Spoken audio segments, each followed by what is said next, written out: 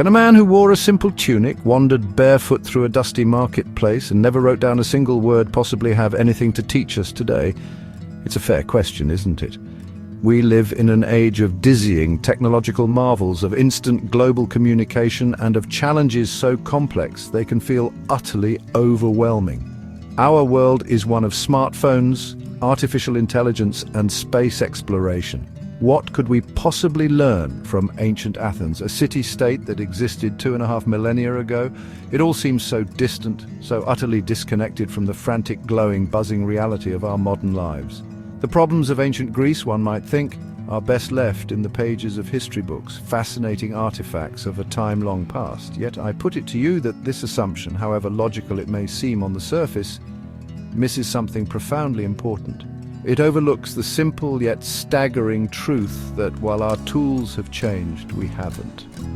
The fundamental questions that haunted the minds of the Athenians are the very same questions that keep us awake at night. What does it mean to live a good life? How can we build a just and fair society? What is truth, and how can we distinguish it from falsehood? These are not historical curiosities. They are the enduring, essential pillars of the human experience. The Greeks didn't just ask these questions, they dedicated their lives to answering them with a rigor and passion that still echoes down the centuries. Imagine for a moment stripping away all our modern conveniences, take away the internet, the television, the constant stream of notifications demanding our attention. What are we left with? We are left with ourselves, our communities, and the grand, often bewildering project of figuring out how to live together. This is precisely the world that Socrates, Plato, and Aristotle inhabited. Their laboratory was the human soul and the city itself.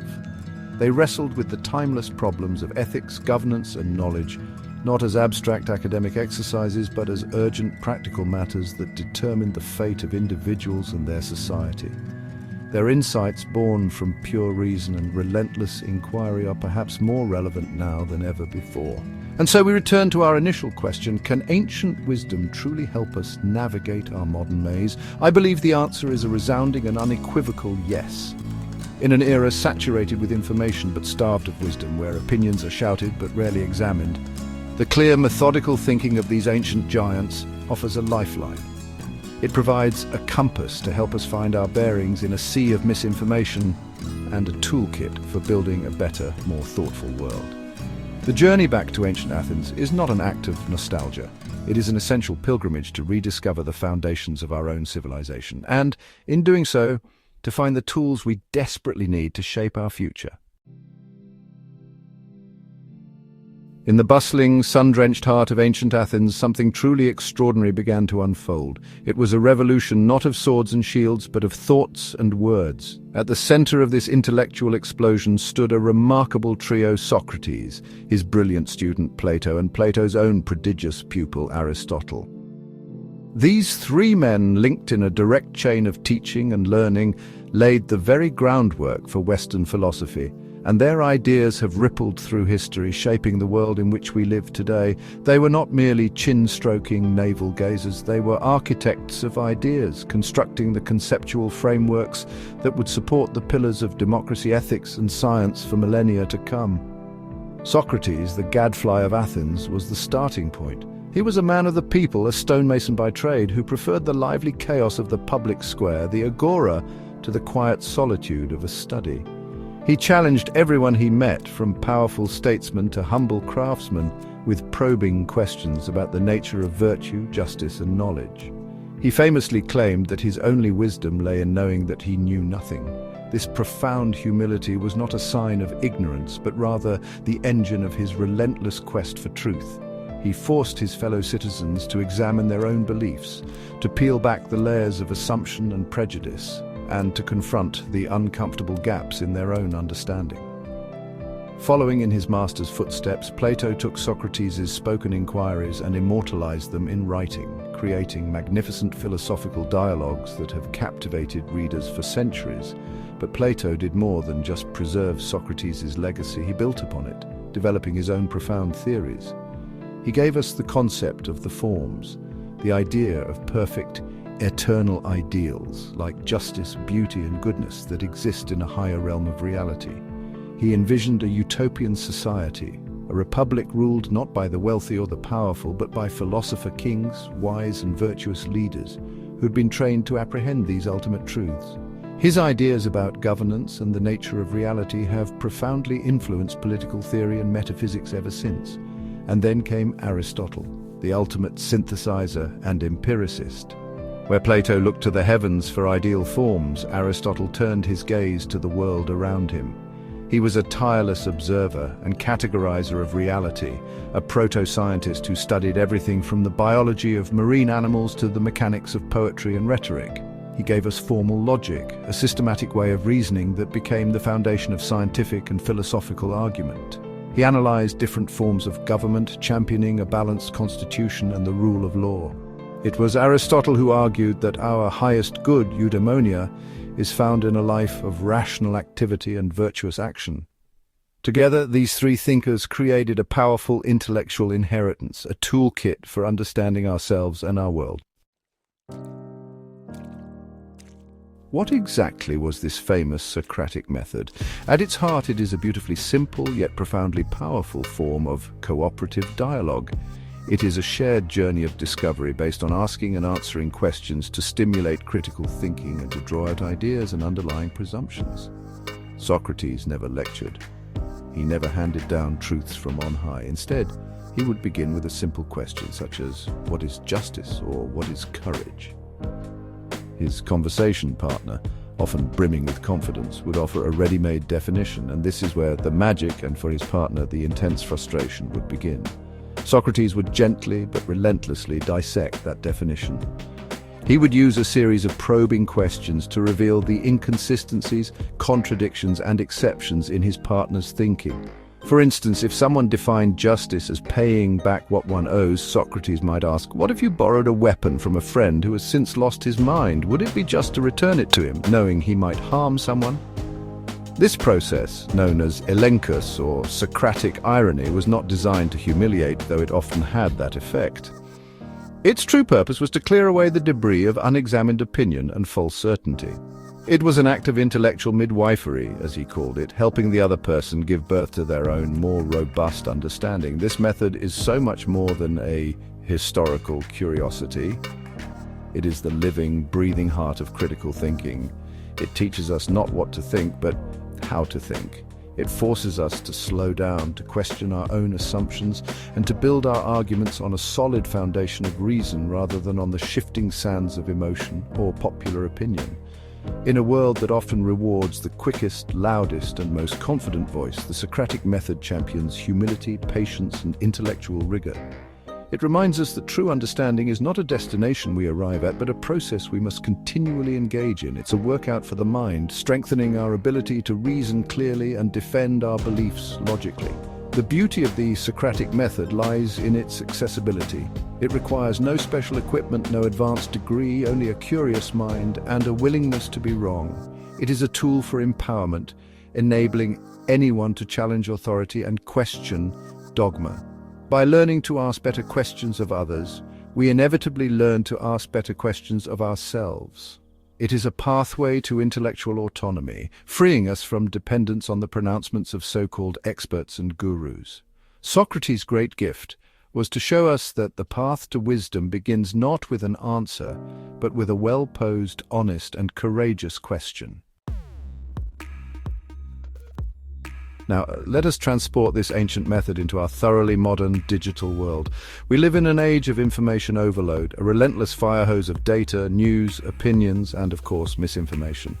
Our social media feeds are carefully curated echo chambers, designed by algorithms to show us exactly what we want to see and to reinforce our existing biases. In this environment, the truth is often buried under an avalanche of emotionally charged headlines, viral memes, and cleverly disguised propaganda. It has never been easier to be misinformed, to retreat into an ideological bubble, and to lose the ability to distinguish fact from fiction. It is a digital agora, but one without a Socrates to keep us honest. This is precisely where the Socratic method becomes not just useful, but essential for our survival as a thinking society. Imagine scrolling through your feed and seeing a provocative headline. The typical reaction is an immediate emotional one: outrage, agreement, or amusement, followed by a quick share or a dismissive comment. But what if we applied a Socratic lens? We would start by asking ourselves basic questions. Who is the source of this information? What is their potential motive for sharing it? Are they presenting evidence or just making bold assertions?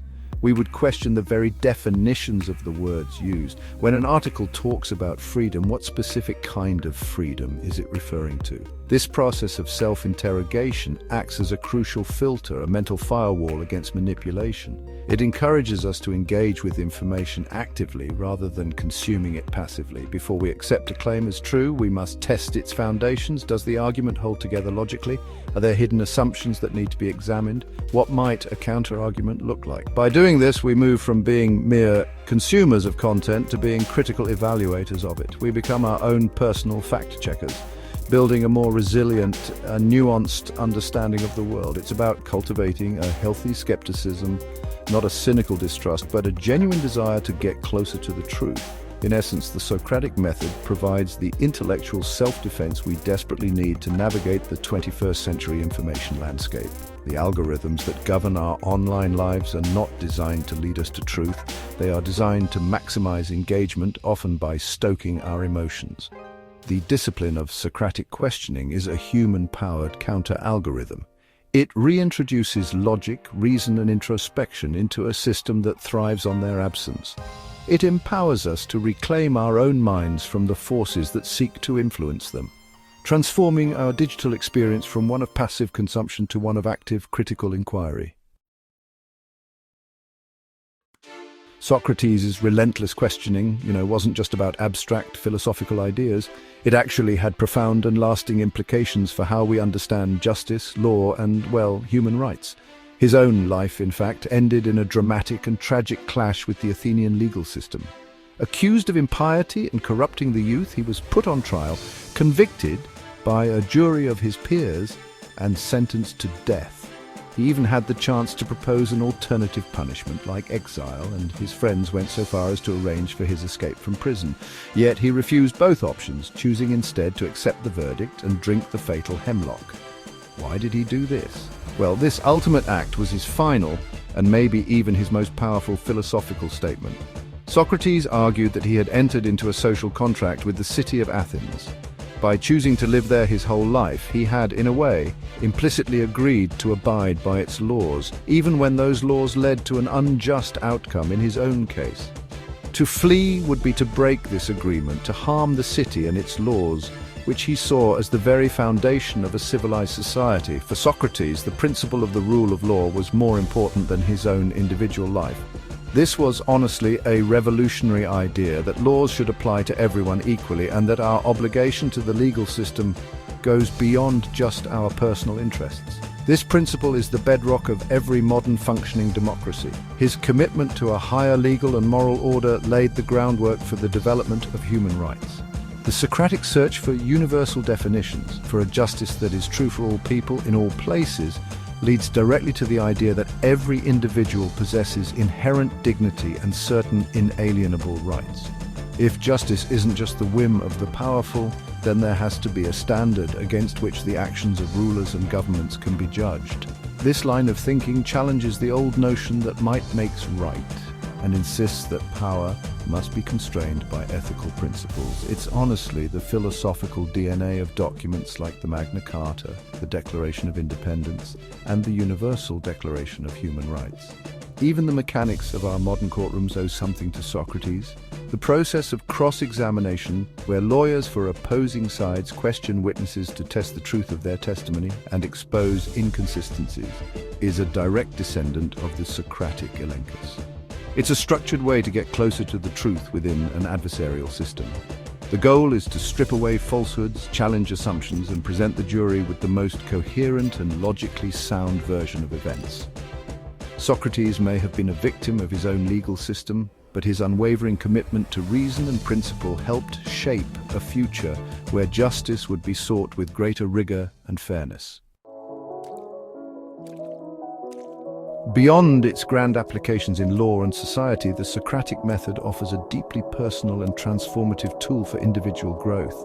Socrates' most famous aphorism, "The unexamined life is not worth living," is not just a clever turn of phrase.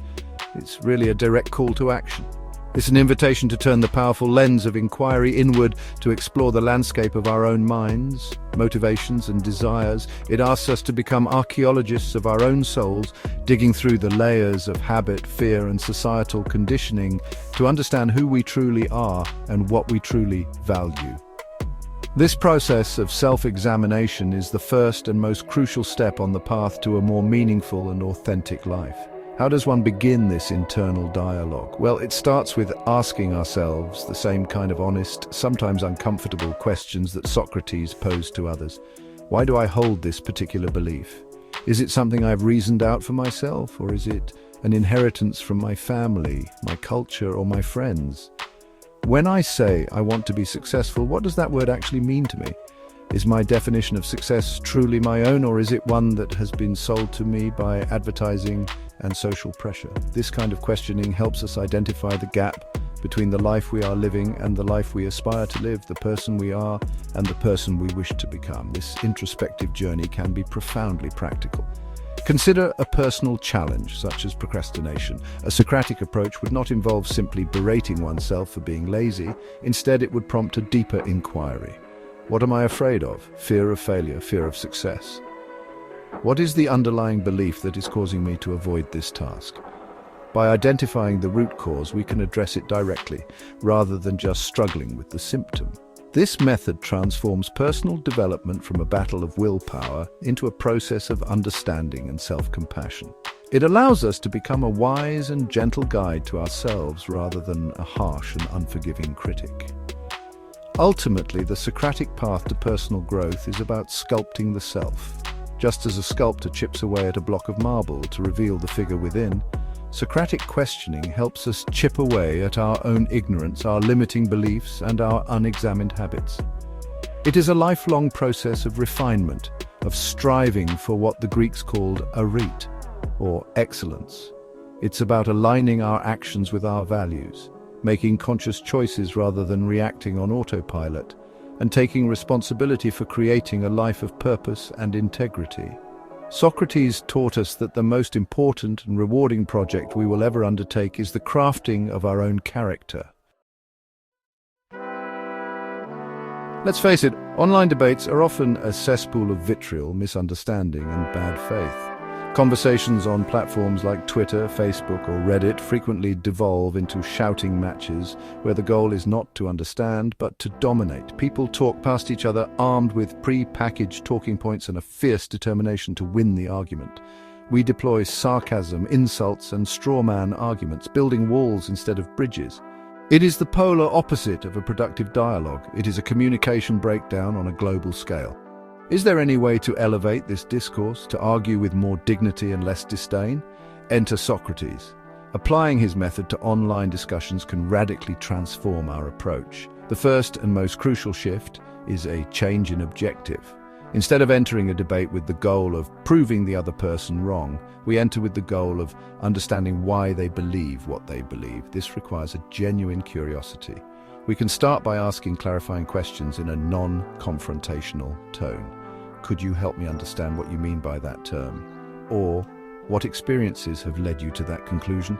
This approach immediately de-escalates tension and signals that we are there to listen, not just to attack. This method forces both parties to slow down and examine their own positions more carefully. When you ask someone to define their terms or to provide the reasoning behind their stance, you are not just challenging them, you are giving them an opportunity for reflection.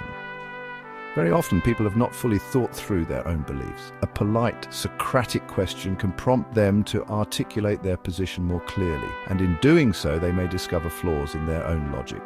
Similarly, in trying to understand their perspective, we are forced to step outside our own echo chamber and genuinely engage with a different point of view, which can enrich our own understanding even if we ultimately disagree. Of course, this approach will not always work. Some people are simply not interested in a good faith discussion. But even then, a Socratic approach maintains our own intellectual and moral integrity. Instead of being dragged down into the mudslinging, we remain on the high ground of reasoned inquiry. Our responses serve as a model for other observers in the conversation, showing that it is possible to disagree without being disagreeable. By consistently choosing curiosity over contempt and questions over accusations, we can, one conversation at a time, inject a small dose of Athenian wisdom into the chaotic wilderness of the internet. It is a quiet rebellion against the culture of outrage. Socrates' declaration that the unexamined life is not worth living has never been more poignant or more challenging than it is today. We live in a culture that seems almost purpose-built to prevent self-examination.